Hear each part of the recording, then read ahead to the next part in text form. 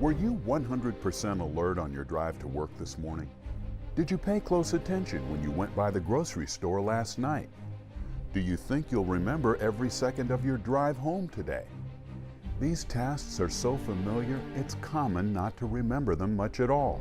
Studies show that when the brain isn't doing a lot of processing, like when you're completing a task you've done 100 times, we simply go through the motions. We forget and overlook things, and our minds drift to something else.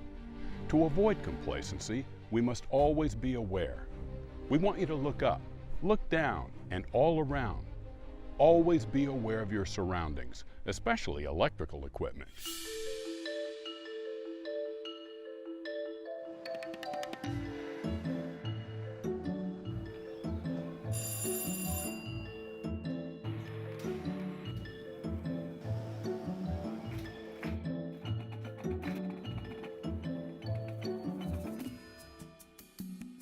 On average, 4,821 workers are killed on the job each year.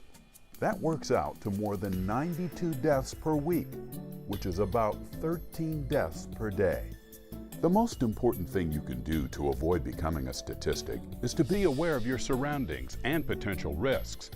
This is often easier said than done, especially when we're completing routine tasks. But complacency can be a killer. Look up, look down, and look around. The average overhead distribution line has 7,200 volts, while a transmission line can carry up to 500,000 volts, but both can be deadly upon contact. Anything you're holding or touching that contacts an overhead power line can put you in a dangerous situation. If you're standing on the ground holding a pole or climbing a ladder or scaffolding to hang a banner, and any part of those objects touches the power line, you can become a path to ground. Electricity always looks for the quickest path to ground, and because our bodies contain so much water, we're great conductors, which can lead to serious injuries and even death.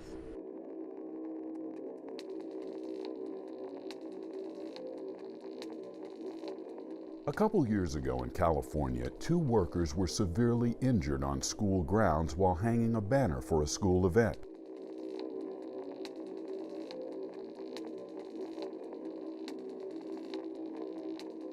The 2 workers were on a 25-foot scaffold when one of them contacted an overhead power line and was immediately electrocuted.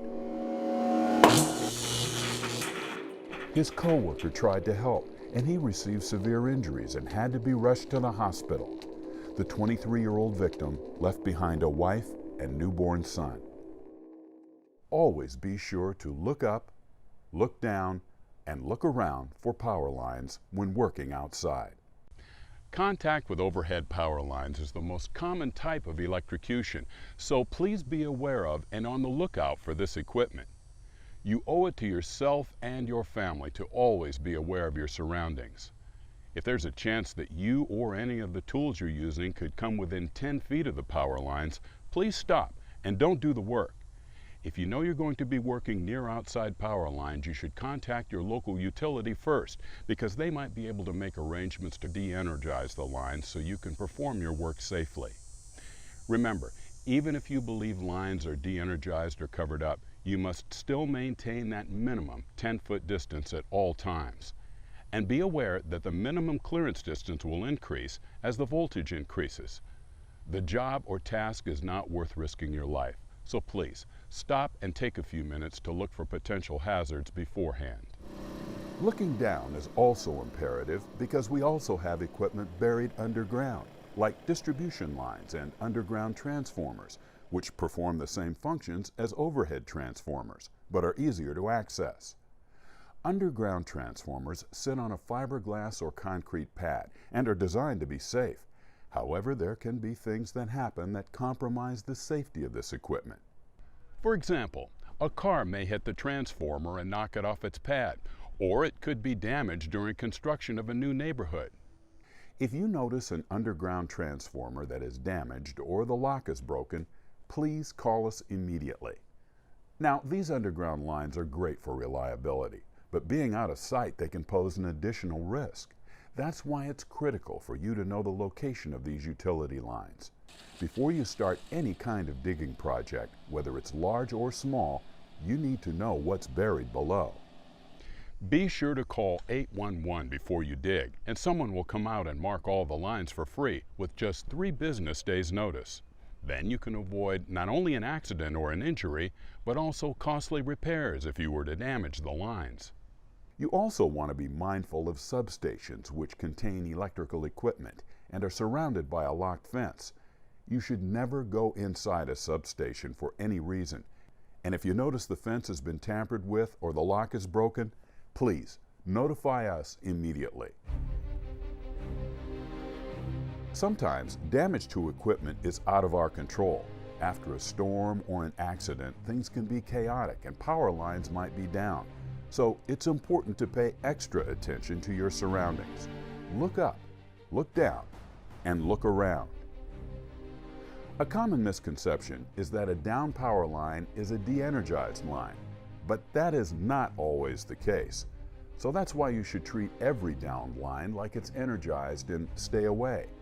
If you're the first to encounter a downed line, secure the area and tell others to stay away too.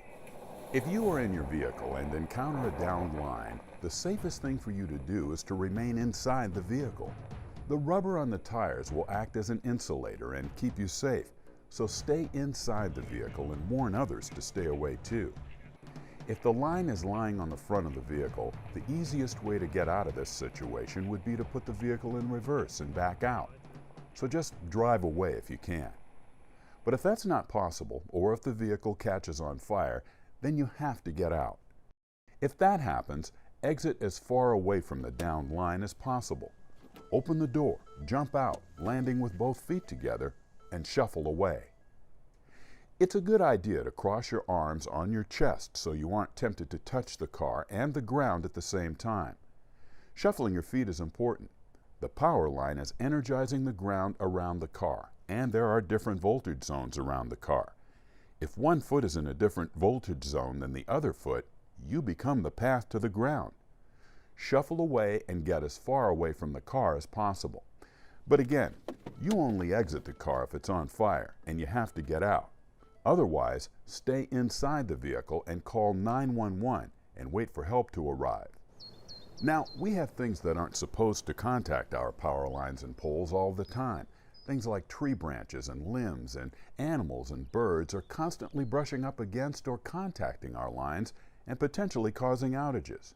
If you see anything contact a power line, please don't try and remove it. Whether it's a small animal or a tree branch brushing the line, you should never try to remove anything from a power line. Leave that to us. As an important part of safety and reliability, we trim trees along our rights-of-way, which is the space under and around our power lines. Tree limbs and branches on or brushing against the lines can lead to outages and create hazardous situations we want to avoid. So if the issue is from pole to pole, we'll trim those trees. However, if the issue is from the pole to the customer's side, then that responsibility falls to the customer. If you're unsure whose responsibility it is, or you come across an issue or have questions, just call or email us. We want you to be safe out there and pay attention to your surroundings. Look up, look down, and all around. Electricity is an important part of our lives. It provides us many comforts, but it's also important that we know how to work safely around it. As a school employee, you have many responsibilities, including maintaining the safety of the students, your co-workers, and many others in the school. We want to help you with that task and assure you that we are focused on safety and want to help you stay safe. So on every job, for every task, please remember to look up, look down, and all around. Thank you, and please be safe out there.